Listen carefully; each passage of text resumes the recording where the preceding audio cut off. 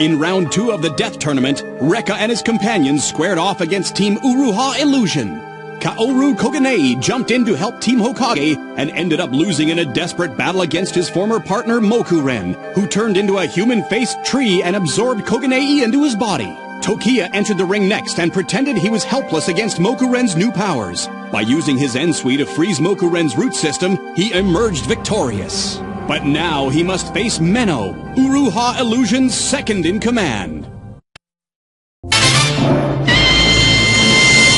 Ang luha ng isang mandirigma.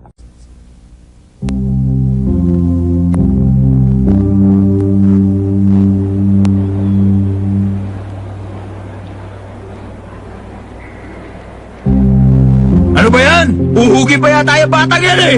Maganda pa naman! Yan ba talaga ang lalaban? Ba, wala kwenta! Si Lina, ang aking obra maestra. Hayaan niyong ipakita niya sa inyo ang kanyang lakas.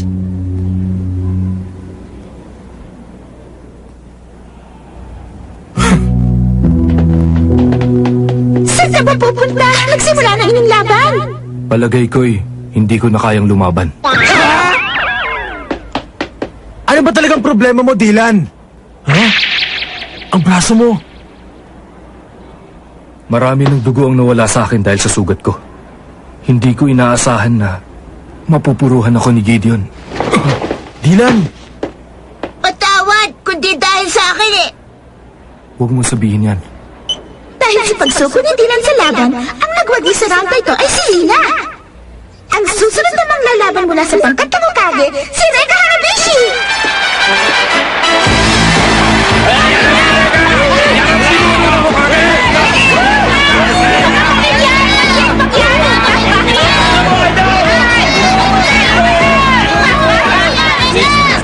Mag-iingat ka, Rekka. Huwag kang patatalo sa kanya, ha, Rekka! Sigurado na ako dito! Pero, ano kayang kapangyarihan ng taglay ng batang to? Huwag kang mag-alala. Mamaya lang papagilingin na ni Ana ang sugat mo. Kaya lang duda ako sa ginawa mo kanina. Bakit si Rekka ang pinarap mo doon sa bata?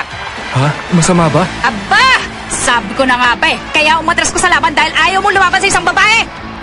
Ganun pala, ah! Asar ka talaga, Dylan! Eh kung sabihin kong ayoko rin labanan isang babaeng to, eh di mapipilitan ka bumalik dito. Sanay ka namang pumatol sa babae. Di ba nilalabanan mo nga si Aira? Si Aira lang naman yun eh. Ibang-iba ngayon sa kaharap ko na mas mainhin. Tama si Rekka. Masyado magaspang kumilo si Aira. Anong sabi mo?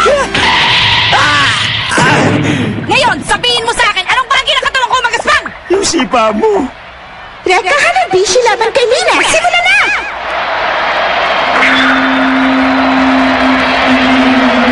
Tandaan mong mabuti, Lina. Meron kang 10 minuto para tapusin siya.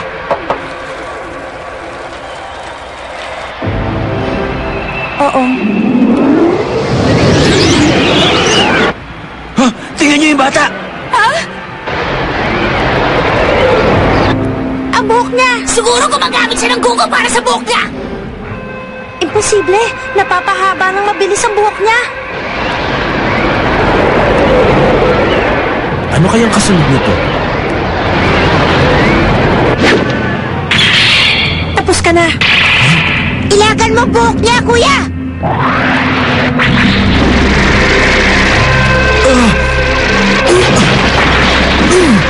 Bakla sa buhok yun, ah!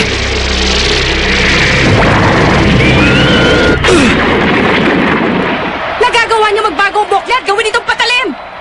Pero hindi ba ganyan din ang ginawa ni Gideon sa kanya mga sanga?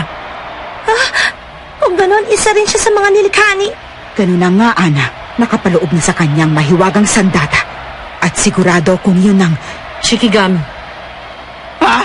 Akala ko ba ikaw may hawak ng Shikigami? Pareho ang pagbigkas pero magkaiba ng pagbabaybay. Ang aking Shikigami ay kumokontrol sa papel. Ang kanyang Shikigami ay kumokontrol sa buhok. Ang Shikigami na yan ay may kakayahang gawing sandata ang buhok ng nagmamayari nito.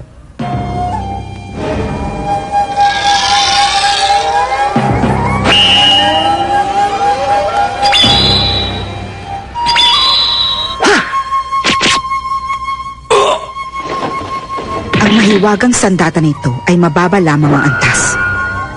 Subalit maaaring madagdagan ang kapangyarihan ng Shikigami kapag nakapaloob na ito sa katawan ng may taglay nito.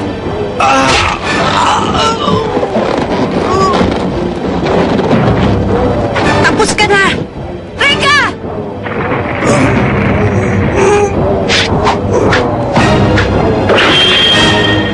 Saya! Ejin! Ayan tuloy, naputol ko yung mahaba mong buhok. Sayang naman. Huh? Bakit naman ako manghihinayang kung napahaba mo ulit?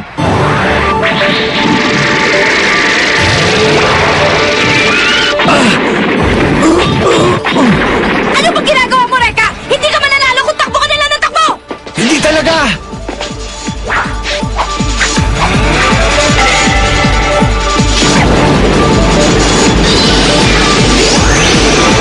Nadere! Daanan! Anong...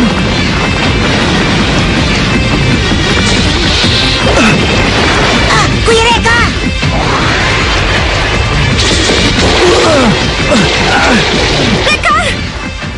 Hindi ako makapaniwala. Makalilikha pala ng ganyang kalakas na kapangyarihan kapag ang tao't saan dati pinag-isa. Gaya ng sinabi ko, si Lina ang aking obra maestra.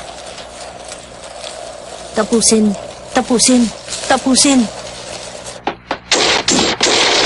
Isang bagay lang talagang pinagtatakahan ko. Para saan ang buhanging orasan na yon? Ang utos kay Lina, tapusin daw ang kalaban sa loob na 10 minuto. Baka yun ang orasan na matanda. Pero may sarili namang orasan ng paligsahan ah. O baka hindi siya marunong tumingin sa relong digital. Tingnan nyo, sa ibaba ng orasan, wala ba kayong nakikitang parang gumagalaw? Meron nga. Tama ka. Bakit may kitikiti sa orsan? Ano bang kiti-kiti pinagsasabi mo? Ha? Paano kung...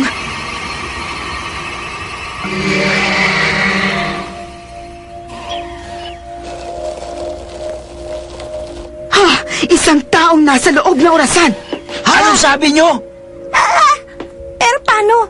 Paano nagkasya ang tao sa loob? Isa lang ang makakagawa nun. Isang mahiwagang sandata.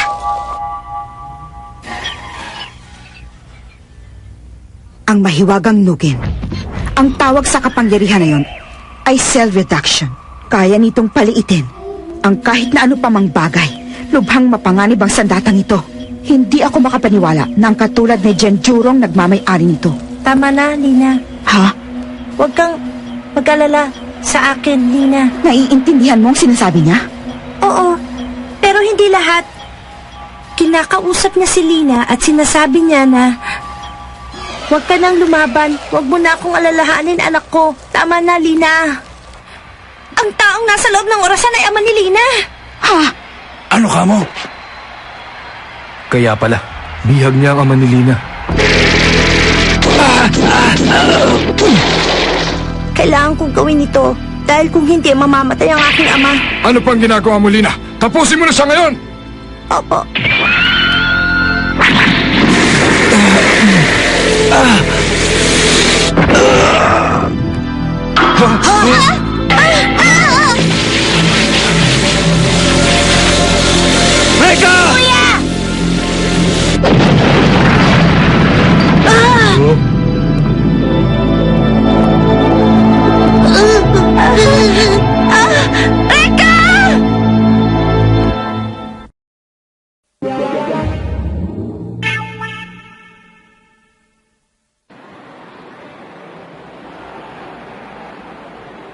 Reka!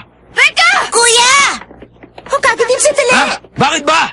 Mahigpit na ipinagbabawal ang pagtulong sa kasama sa gitna ng laban. Kung hindi, madi-disqualify si Reka. Lina! Makinig ka sa akin! Ha? Ang tatay mo! Ginawang bihag ni Genjuro ang tatay mo, hindi ba? Pero nakikiusap ako. Huwag kang makinig sa matandang yan! Baliwala ang ginagawa niyo. Dahil habang patuloy na bumababa ang buhangin sa orasang ito, tanging boses ko lamang ang naririnig ni Lina ngayon. Ano ba talagang ginawa mo sa kanya? Wala akong ginawa kay Lina. Ang lahat ng nangyari ay kanyang kagustuhan. Ito ay sinunod ko lamang. Sinungaling! Hindi ako nagsisinungaling. Gusto niyo ba talagang malaman? Ang tunay na dahilan? 3 buwan na nakakaraan. Nang mga panahong iyon, nagsasagawa ako ng mga pagsasaliksik tungkol sa DNA sa loob ng laboratorio ni Ginoong Augustus Mori. Ninais kong magamit ang aking kaalaman sa tao. Subalit wala akong makuhang magpresenta. Hindi ako makapapayag!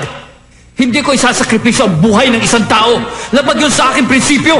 Ang hangal na naglakas loob sumalungat sa akin ay si Hector Sakura, ang tatay ni Lina. Sa bagay, hindi naman mahalaga sa akin kahit ano pa ang pinaniniwalaan niya. Ito na po, Papa, ang baon niyo. Maraming salamat sa iyo, Lina, anak ko. Napakaganda ng kanyang buhok. Unti-unting nabuo ang plano sa aking isip na makita ko si Lina.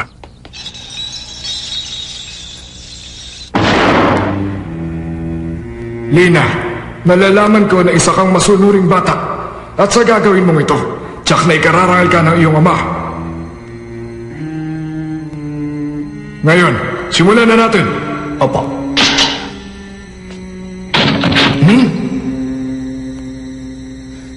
Ha? Lina! Hindi maaari!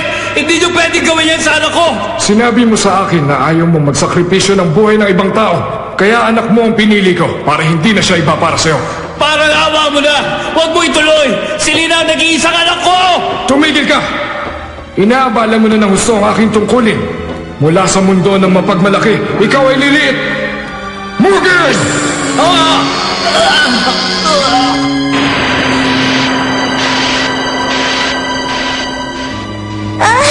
Ang papa ko! Huwag ka mag-alala, Lina.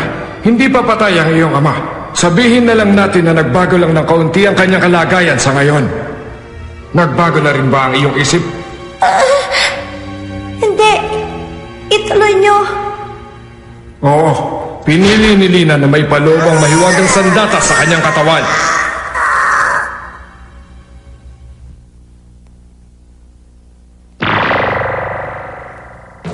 Sa loob ng 10 minuto, ang lahat ng buhangin ay mahuhulog papunta sa iyong ama hanggang sa hindi makahinga. Kung nais mo pa siyang mabuhay, kailangan mong lumaban. Patayin mo ang lahat ng iyong kalaban sa loob ng 10 minuto. Gawin mo na!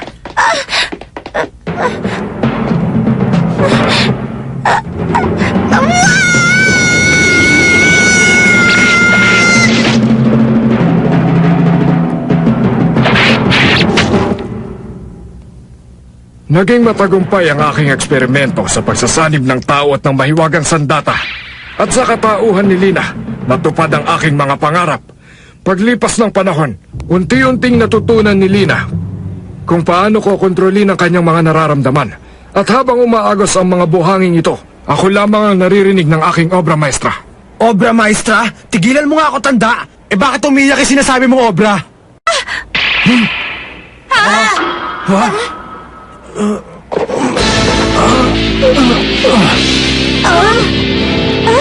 Si Reka! Gamit niya si Saya. Umiiyak siya dahil alam niya na isang malaking pagkakamali ang ginagawa niya. Ang sama mo talagang matanda ka!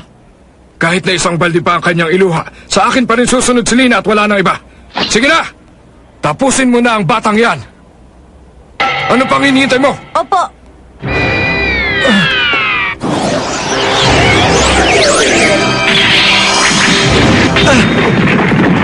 Tama na, Lina! Wala akong balak na labanan ka! Miss Kagero, wala na po bang ibang paraan? Kailangan natin matulungan si Lina at ang kanyang ama. May paraan pa. Reka! Wasakin mo ngayon din ang mahiwagang Mugen. Pag nagawa mo yan, makakawala ang ama ni Lina sa sumpang binigay sa kanya. Salamat, Nay!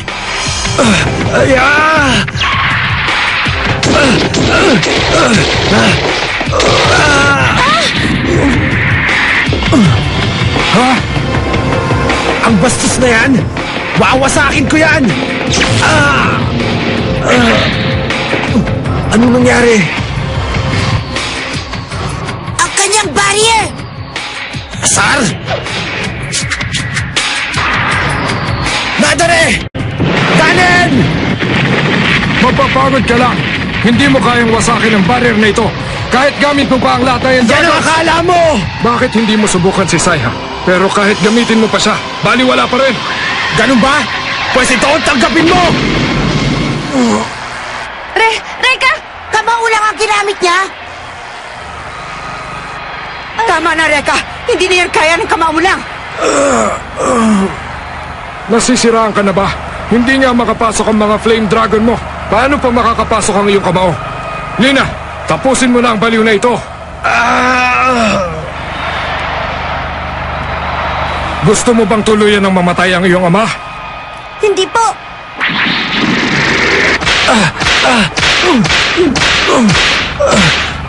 Lina, bigyan mo lang ako ng 1 minuto. Ililigtas ko ang iyong ama. Ha? Pero bakit? Kailangang itulak ko lang ito ng konti.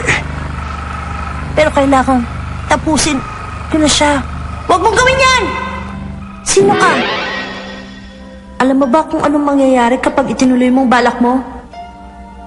Pero kailangan tapusin ko na ngayon si Reka. Dahil kung hindi, mamamatay ang papa ko. Huwag mo nang ituloy dahil hindi naman yan ang gusto ng iyong papa. Hindi ko na alam. Ano pang tinutunganga mo? Malapit nang maubos ang iyong oras!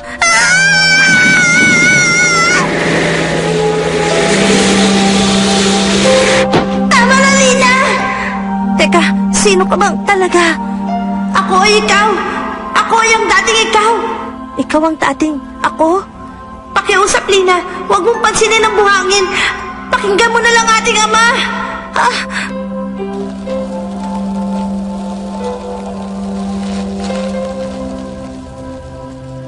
Huwag mo siyang sundin, Lina! Ang papa ko!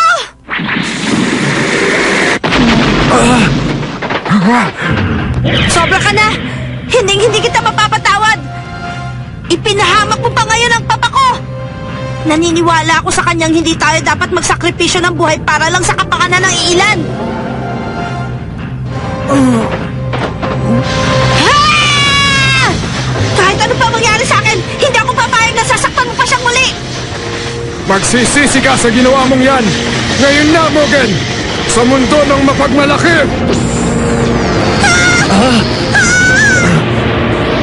Ang katawan ni Lina! Unti-unting lumilit! Ihahatid kita sa impyerno kasama ng iyong ama! Hindi mo pwede gawin yan!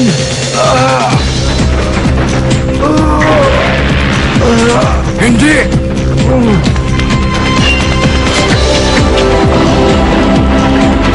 Homura!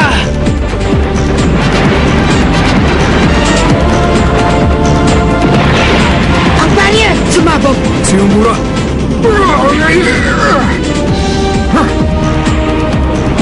Tapos ka na! Nagkamali ako! Hindi ko akalain na mapapakawalan mo sa iyong kamao si Homura!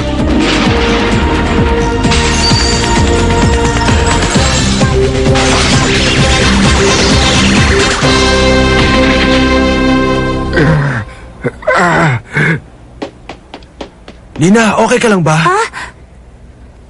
Ikaw si Reka? Ano nangyari? Ligtas ka na ngayon. Lina! Lina! Papa! Lina! Papa! Patawarin mo ako. Hindi ko sinasadya. Ako ang dapat humingi ng tawad sa'yo. Dahil kung hindi sa akin, hindi ka magkakaganon, anak. Ang sweet naman! Excuse me po, pwede sandali lang? Ano yun? Ano na ngayon ang gagawin kong hatol sa labang ito? Ay, oo nga pala, sumusuko na ako. Kung gano'n, nanalo sa round na toy si Reka Hanabishi!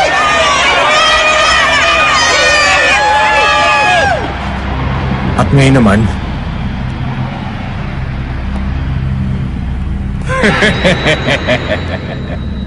tayong dalawa naman ang maghaharap. Genjuro!